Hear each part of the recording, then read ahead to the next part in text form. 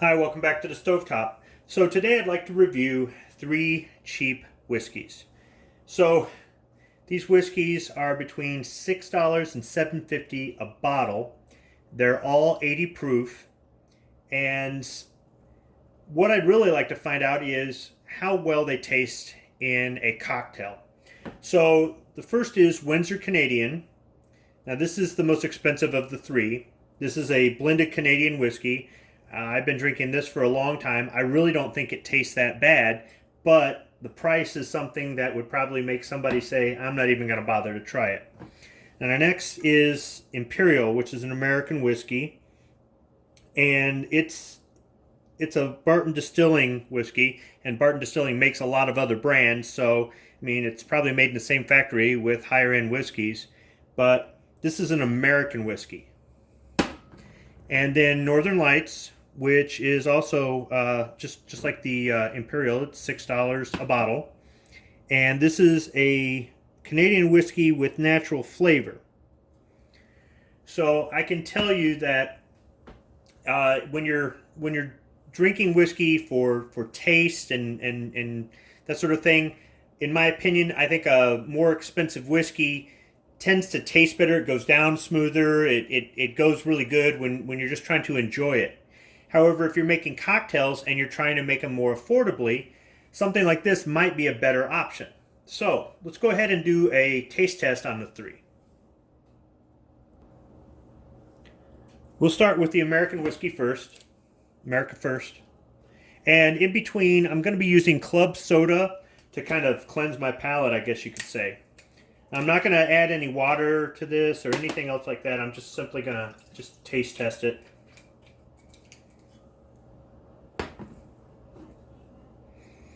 As far as the smell, it smells like whiskey, but if I were to use, say, something like Crown Royal as the benchmark, I'd say that the alcohol smell isn't as strong.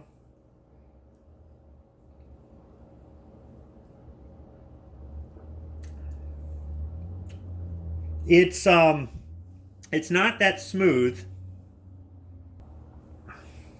It's not that smooth, but it's not harsh. I've had some alcohols that have tasted like what I would imagine paint thinner tastes like.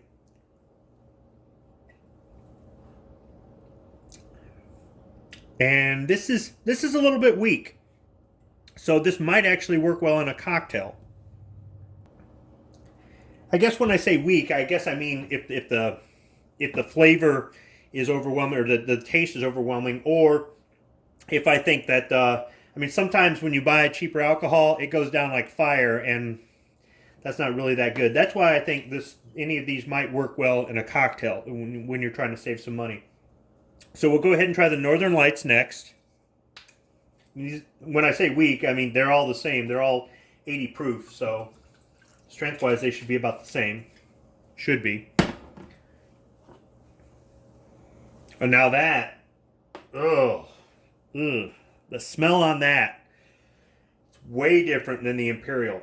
This stuff has that paint thinner smell. Ugh. Yeah, that may not be any good for a cocktail. I really don't even want to drink this. Here we go. Oh, just don't smell it first.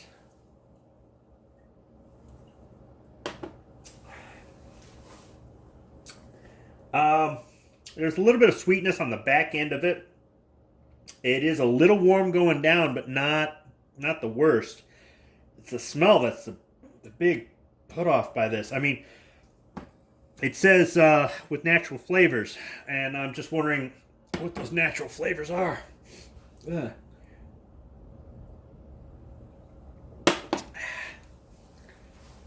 Yeah, that one I think might be out of the 3. We're going to find out. The good thing is, with that being $6 a bottle, I don't feel bad about dumping it out. Little club soda there to cleanse the palate. Now the Windsor Canadian. And this I've been drinking since I was old enough to drink, and this stuff I don't think is bad at all. The hard part is finding a store that carries it in glass. The larger bottles are plastic, and I don't like to get my alcohol in plastic if I can help it. So even in glass, I mean, $7.50 for a bottle is really not that bad. Windsor is the town that's across the river from Detroit. Now, see, this one has a stronger smell than the Imperial, but not as rot gut as the Northern Lights.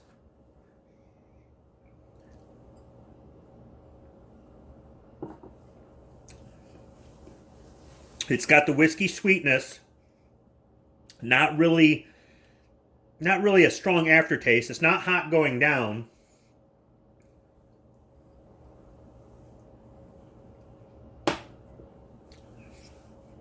But it's not really, by itself, it's not really the best. I would typically add water to the, well, actually, full disclosure, I typically add water to any whiskey that I drink when I'm just drinking whiskey straight. But now I'm going to go ahead and I'm going to make a couple cocktails with this, and I'll tell you what I think. All right, so we're going to go ahead and I'm going to make what's more or less known as a bourbon Manhattan, because typically you would make a Manhattan with rye, according to my research. And although these aren't bourbons, they're definitely not ryes, so it's more or less the same thing. So I'll go ahead and start with the Imperial. I'm going to put in 2 ounces into an iced mixer. An ounce of an ounce of sweet vermouth. Now, something about the vermouth is if you want to make it last longer after you open it, you want to refrigerate it. I guess this has sort of a shelf life. They recommend you refrigerate it. It's not that it's going to be dangerous to drink or something like that, but unless you're going to be making a lot of drinks in a short amount of time, it might be a good idea to refrigerate it. So there's an ounce of sweet vermouth, and then 2 dashes of aromatic bitters.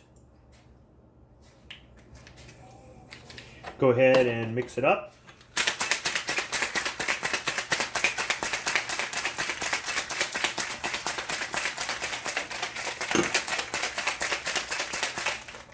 And strain it.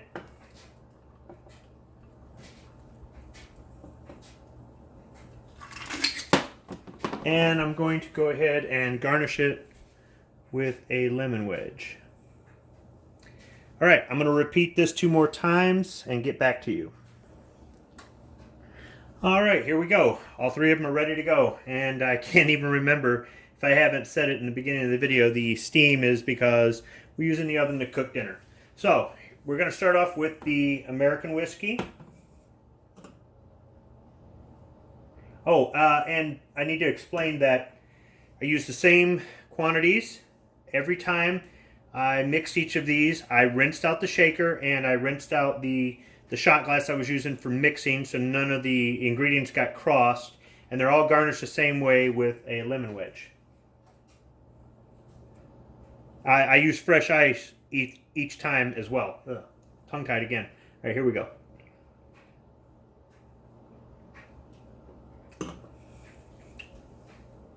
That is pretty good. I can taste the vermouth pretty strong in this, so that is not that bad. Let me get some soda water. I'll cleanse the palate with some club soda. And we'll try the Windsor Canadian.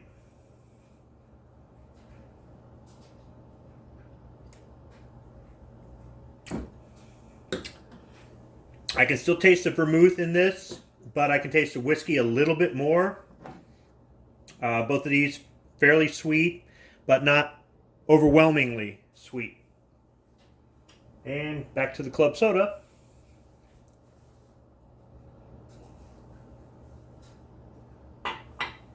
And now the Northern Lights.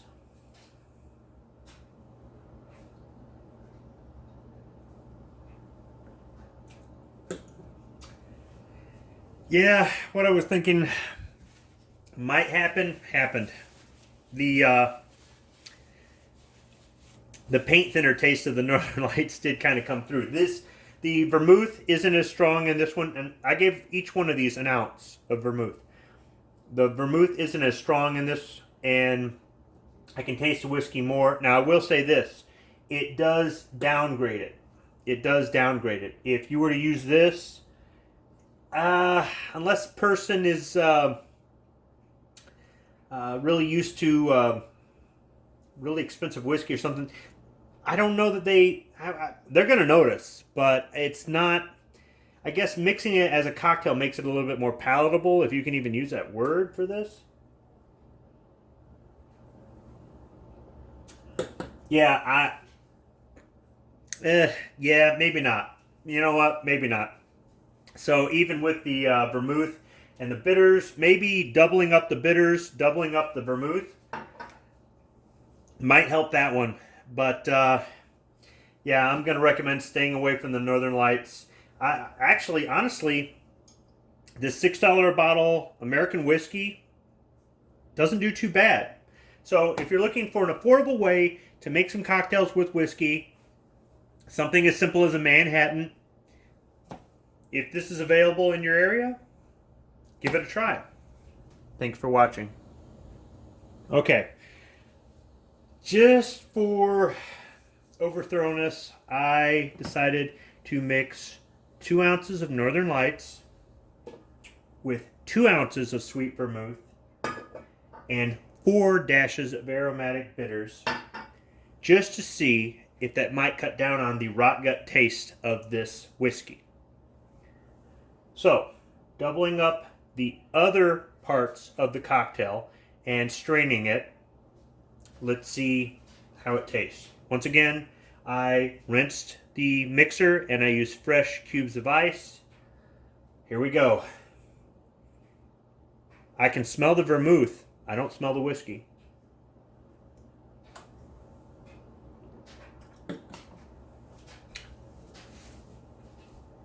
The vermouth covers up the whiskey. Let's try another. I did have some club soda before this as well to kind of cleanse the palate.